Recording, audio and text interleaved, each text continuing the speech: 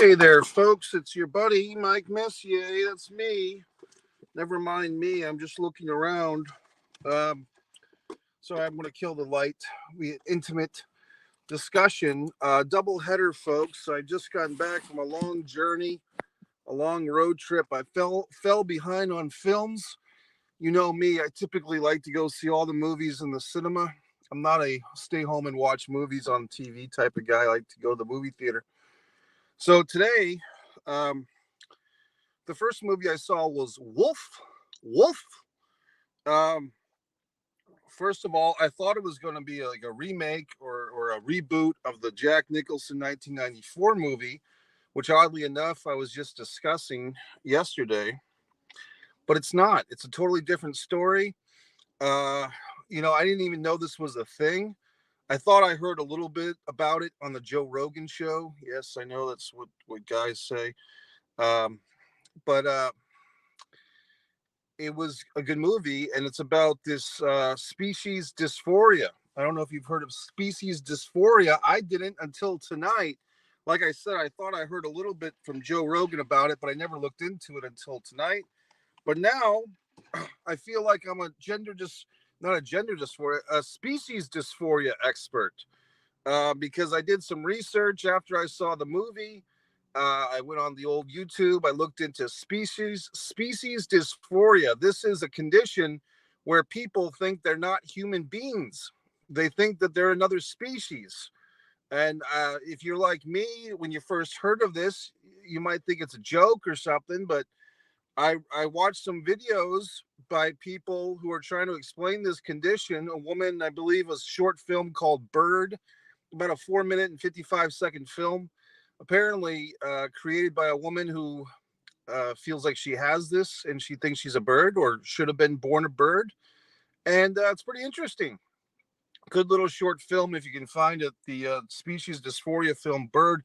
And I read a lot of the comments on some of these folks' fucking videos, and a lot of the people, I guess there's this whole species dysphoria community, and these people are trying to explain, and they're kind of writing really good, almost like poetry, like some of their YouTube comments. Once again, another rabbit hole on YouTube, but if you really want to kind of go somewhere, there's not a whole lot of information about this condition, or whatever you want to call it. I mean, I guess it might be offensive to even call it a condition. You might say, well, what's wrong with it?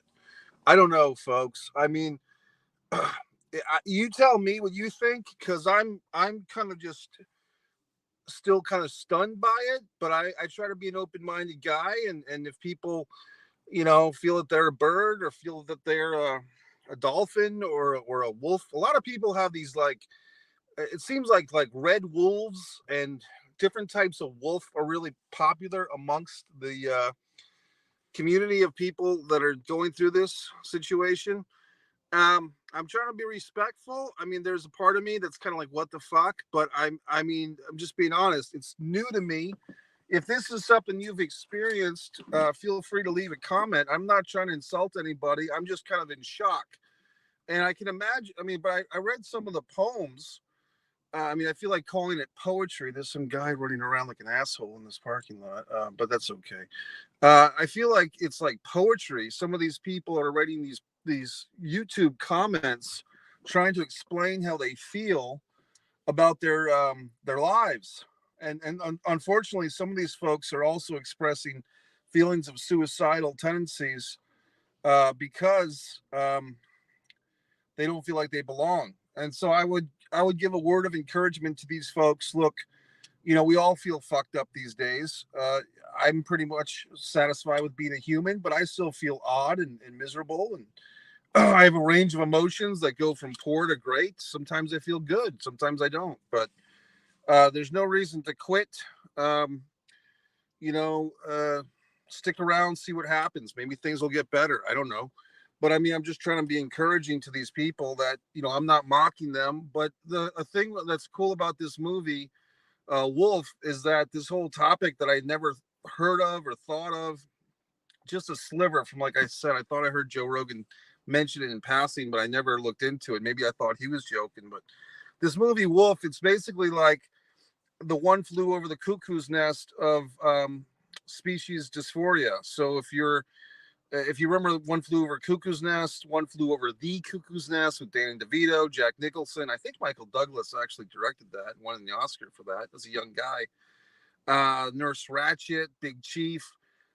Now, kind of modernize that, kind of a younger, a lot of 20s actors in their 20s that were kind of portraying teenagers in early to mid 20s. The people in this hospital in this movie Wolf are all being treated for species dysphoria. So you kind of learn that early on the film. The parents drop off the main guy, Jacob. He thinks he's a wolf. And there's a guy that thinks he's a German Shepherd. So you're kind of like, is this a dog movie? What's going on here? And then there's a young girl, she's kind of like a teenager in a bird outfit. Like she's literally wearing the bird outfit. And this hospital kind of placates to them a little bit because they even have like food in like dog dishes for some of these folks to eat from. And they have like an indoor trees and stuff. So I don't really know if that, and so basically what it's trying to be in the movie is a fictional camp, like to break people from being the animals that they think they are. And so I don't know if this type of thing really exists, like these type of camps. I don't know if that exists. Maybe it does. But the species dysphoria does exist. And this camp, it's pretty much a nightmare for these people, or these animals in the body of people. So we have Effexma Rosita, Voy FYI, Voix FYI. I'm not sure what you're saying, but feel free to stick around. I'm doing the Mike's Instant Movie Review. I know for your information, but what does VOL or VOI mean? I'm not sure what you mean, but feel free to elaborate. So I saw the movie Wolf, and look, as far as the film goes, this is a highly entertaining film. I guess it's educational because it brought a new topic to my world, and it also is highly entertaining. And the young guy that plays Jacob, I don't know the actor's name, and he's got a love interest, of course. I mean, it's interesting that even in the animal dysphoria, species dysphoria hospital, guys are trying to get laid because he's like hooking up with this girl that kind of is there, very attractive actress, and she's got her own animal dysphoria thing. She thinks she's like a spider or something. When my buddy Carl's kicking in. Hi, Carl. I did get your messages earlier today, Carl. Tomorrow is not good for me, but we will do this Clint Eastwood list soon, buddy. So stick around. I'm talking about some movies I saw tonight. Tomorrow I got a busy day. I'm just getting settled back at home, buddy, after my long road trip. So I'm going to need a few days before we do the Eastwood, but we'll do it, buddy. Don't worry. Carl Kate's got his own YouTube channel. I encourage you all to check it out. Carl's done some interesting videos, and we've done some interesting videos together. We even have the Carl Kate, playlist, so to speak. So this movie, Wolf, I did like it. I'm trying to think if there's anything I can say about it that would encourage you to go see it. Highly unique film. It's a topic I never even thought of before. I thought maybe that the title being, thanks for the lighting, by the way. I thought the title being Wolf, a little confusing with the Jack Nicholson film. So maybe they could change that to Jacob the Wolf. But I like the movie, so I would say go see it. If you like movies, this Wolf movie is a good movie. And I do invite anyone from the species dysphoria community, or whatever you want to call it, to comment, or even to do a podcast with me to discuss this issue. Like I said, I'm trying to keep an open mind and be respectful. Yeah, it's an unusual thing. I thought when the movie started, I thought it was going. Now here's what you call the lead in, or the transition, or the segue. When the movie started, I thought it was like some type of metaphor for the transgender community. The species dysphoria. I thought this was a commentary or something of like a metaphor for transgenderism. Well, it turns out that's not the case at all. I guess there's even some disputes or some feelings of non-agreement between the gender dysphoria and the species dysphoria communities based on the YouTube comments I read. Very windy here. It's raining here in Jacksonville, Carl. So we're in good company, buddy. We're both having rainy nights. Love a rainy night, like Willie Nelson or whoever loves a rainy night. That was a song when I was a kid. I love a rainy night. I don't even know who sings it. John Denver or somebody. So let's get on to this. Now I saw the Matrix. Okay, I'm not talking about Matrix 4. I'm talking about the re-release of Matrix, the first one, 1999. Oh my God, I have a lot of thoughts on this movie. I kind of blew up my own mind tonight, folks, by doing the research because I don't know. I just kind of was curious. I'll tell you how I went down this rabbit hole. Once upon a time, I was in the New England area, and there was this like adult school. It kind of had like a vibe, like kind of a tinge of Scientology vibe, but it was like an adult education school. It wasn't Scientology, but it was. I'm trying to remember the name of this damn thing, but apparently, what I was told at the time, their claim to fame, I'm really drawing a blank on their name, was that this adult education school, like kind of a self-empowerment school, was that two graduates of it were the people that created the Matrix. And I didn't know exactly what they meant by that, if they meant the producers, the writers, but they were claiming at the time, the school was that the creators of the Matrix, and I don't think they gave the names, but that's how they put it, went to this adult education school. So I was kind of curious, and I only went there a few times. A friend of mine was deeply involved in it, and I didn't really like it. I thought it was kind of cultish. So I didn't go very often, but they were okay. They weren't weird. I mean, sort of. But I wanted to see. I went on the old Google after the movie The Matrix ended, and I wanted to see exactly what the heck was going on with that, if that was true or not.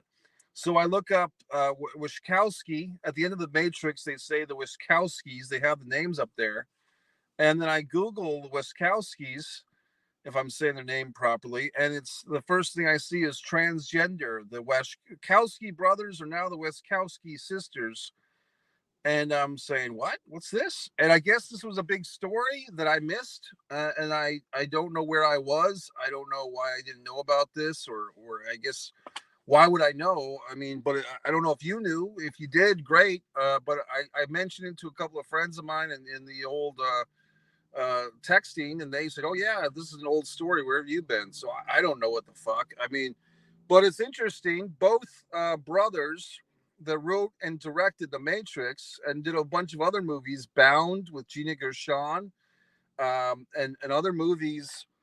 That really weird one with Tom Hanks, the Cloud Atlas thing, that was kind of a train wreck. But they've done mostly good movies, and especially The Matrix, the first three Matrixes. Well, it turns out that these two brothers, who were writers and directors, uh, one after another, really kind of recently, the last 10 years, this is developed apparently, but they've had transgender operations, and now they're I believe Lily and Lana. I apologize if I get the names wrong. So Lily and Lana now, and I was like, what? And so then it's like the next thing I see is that they're saying that the Matrix was a metaphor for transgender issues the whole time. So I mean, I'm just feeling like I entered the fucking hashtag Mandela effect tonight because uh, species dysphoria. The Matrix is a fucking metaphor for transgender issues. I had no idea that these things were happening. I always took and I did like what I believe Lily said was that art is really up to the interpretation of the viewer, which I think she said something like that, because I just see the Matrix film, especially the first one. I never really liked the second or third one. I always saw the Matrix films as really just it's a metaphor for what we're already going through in society. You know, we put on the TV, we read the newspaper, we put, or we, you know, 9 o'clock we're at the job, 5 o'clock we go home, we eat our, you know, frozen microwave dinner or whatever the fuck, and then shit shower and shave in the morning and repeat.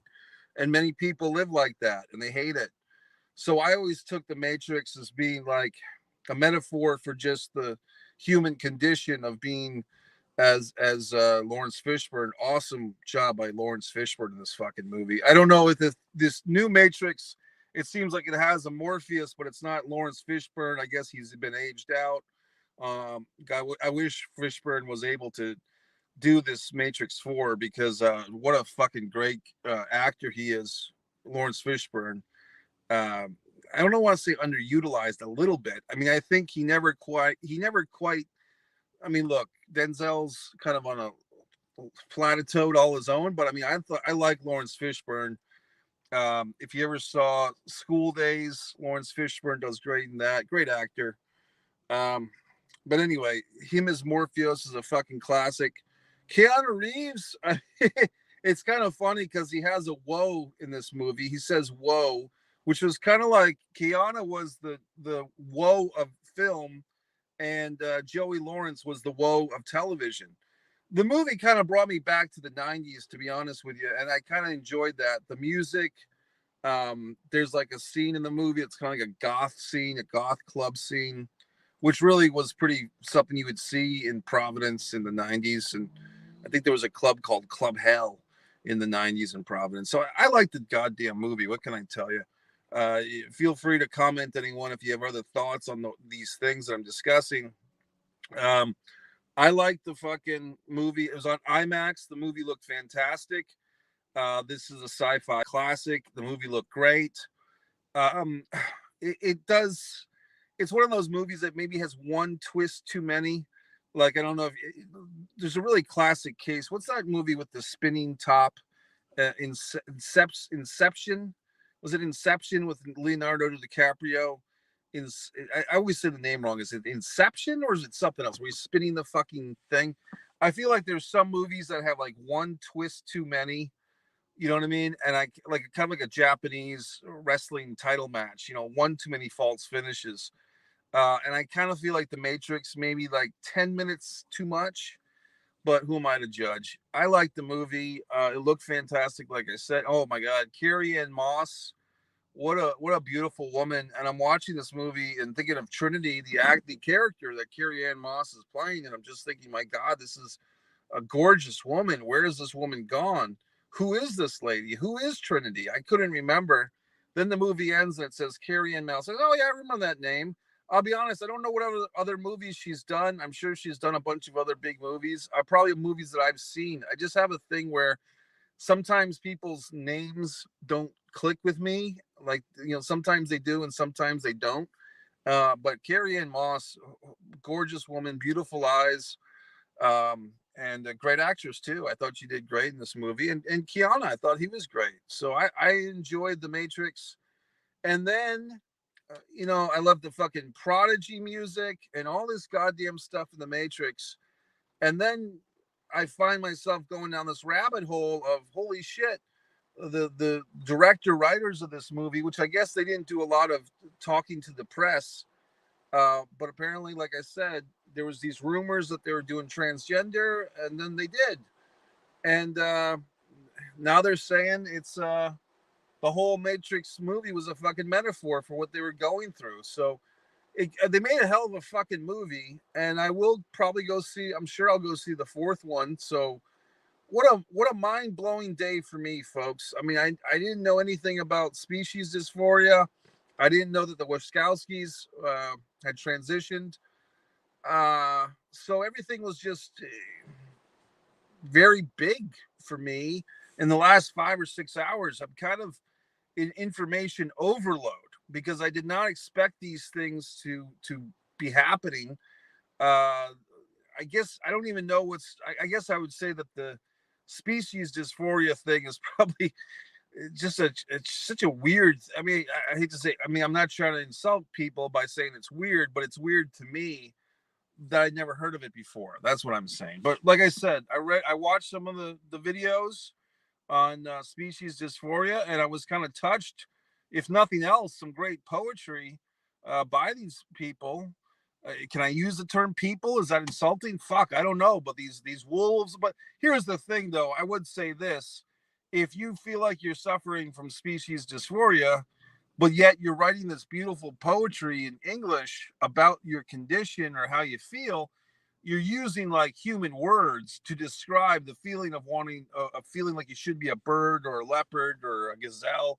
So they're using human words to describe the experience. Now, if you were an animal, you would use a caca or something like that.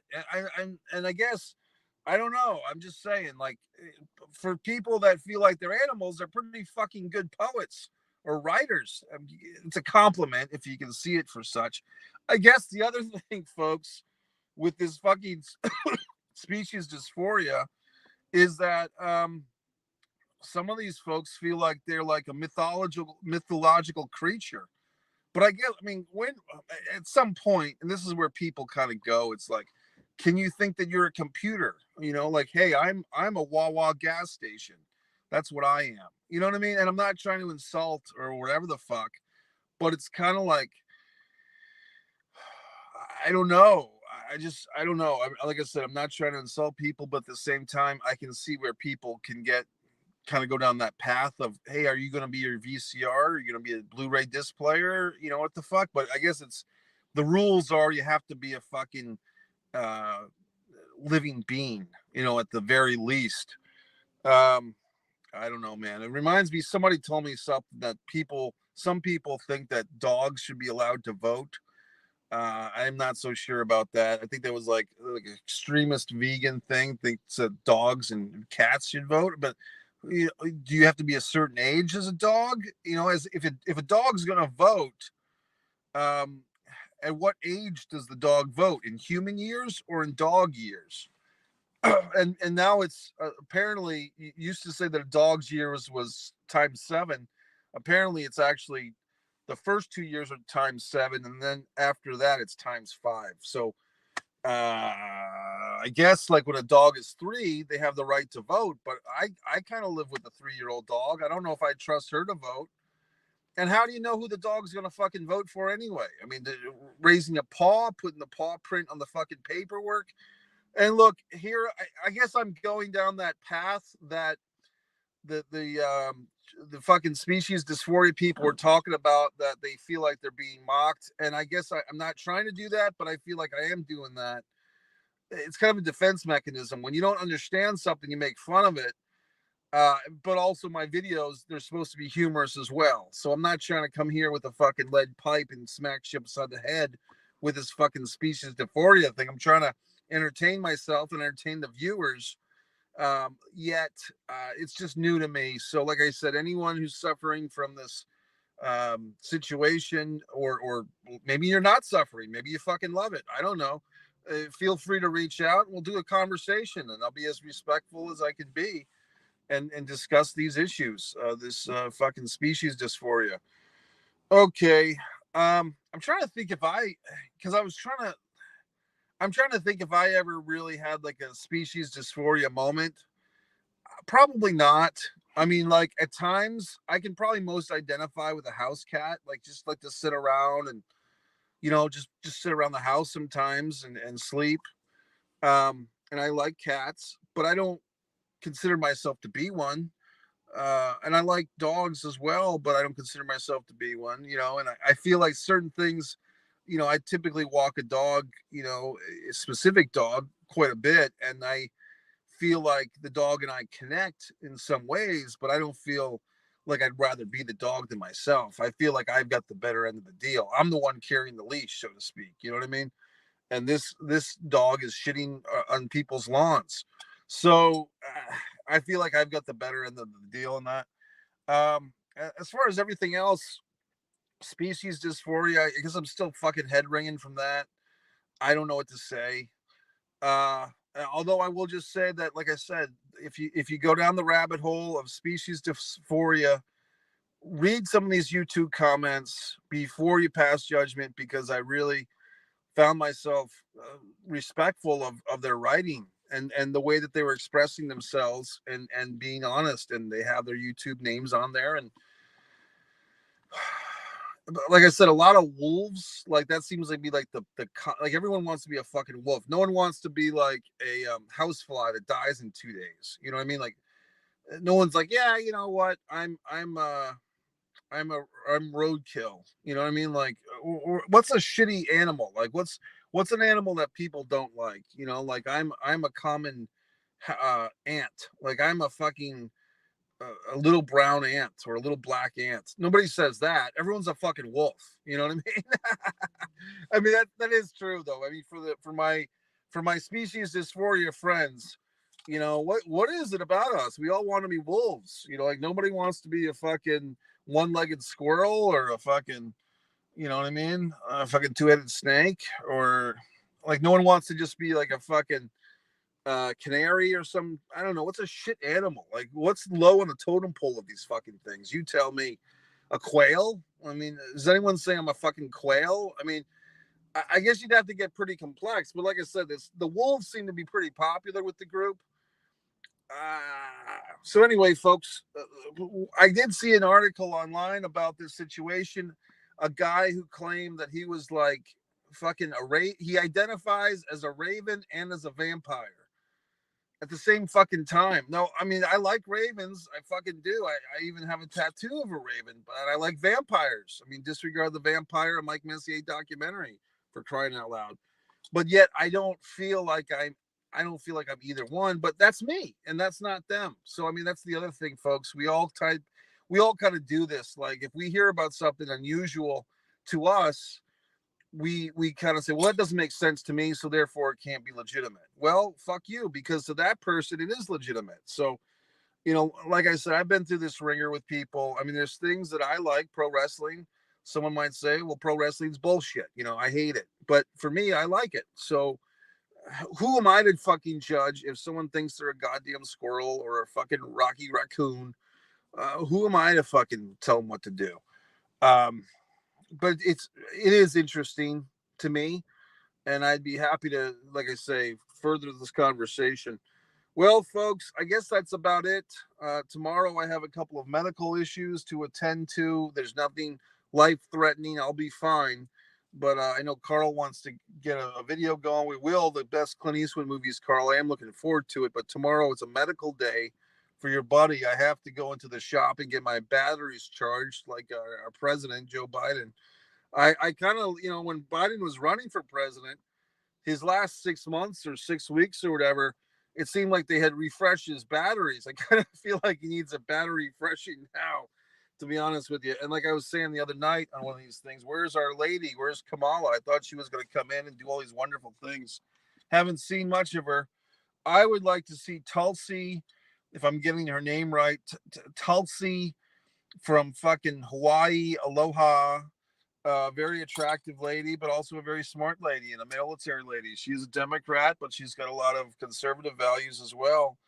And I think she's the real deal, but I just don't think that our country is ready for the real deal, to be honest with you. I think that Tulsi is like, she's too good to be our fucking president right now, which is, you know, it is what it is. But I like Tulsi a lot.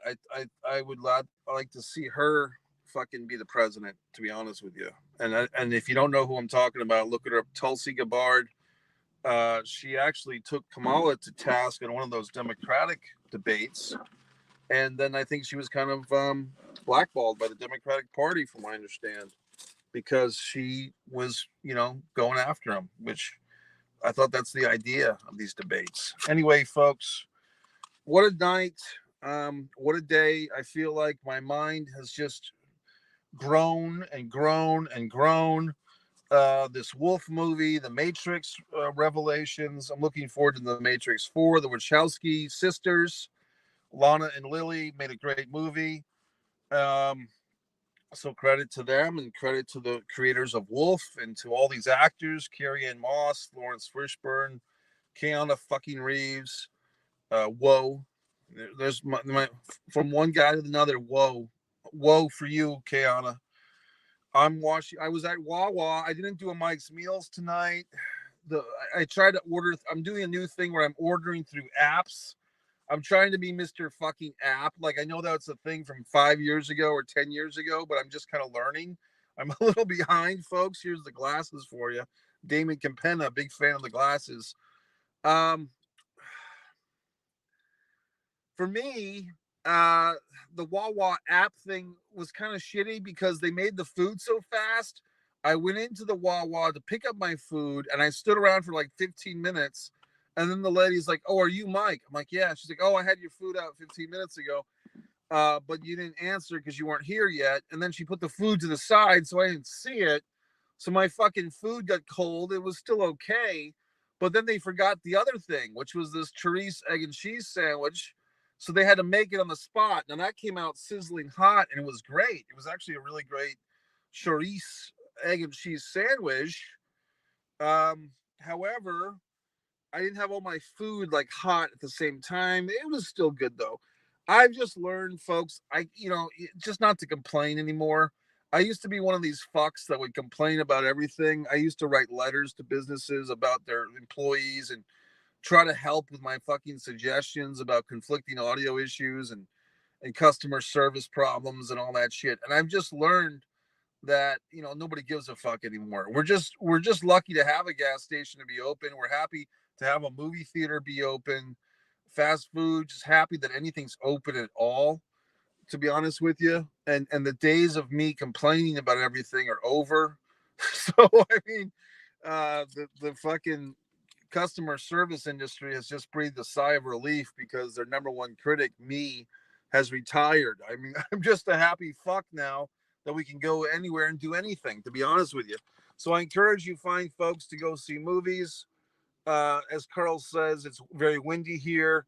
I've eczema. You never explained exactly what VOI, FYI meant. Voi? Why? Was it something I said that you were trying to correct me on? I don't remember. Now it's going to be bothering me. So I hope you come back sometime and explain exactly your comment because I didn't understand it. Okay, folks, Mike Messier signing off. Subscribe to Mike Messier YouTube channel. Carl, you probably enjoy Chris and the Coffee Girl, the Philadelphia Experiment on the channel. It's very exciting. Good night, folks. I'm starting my ignition, and now it's time to take the long way home like Super Tramp, and I'll see you on the other side.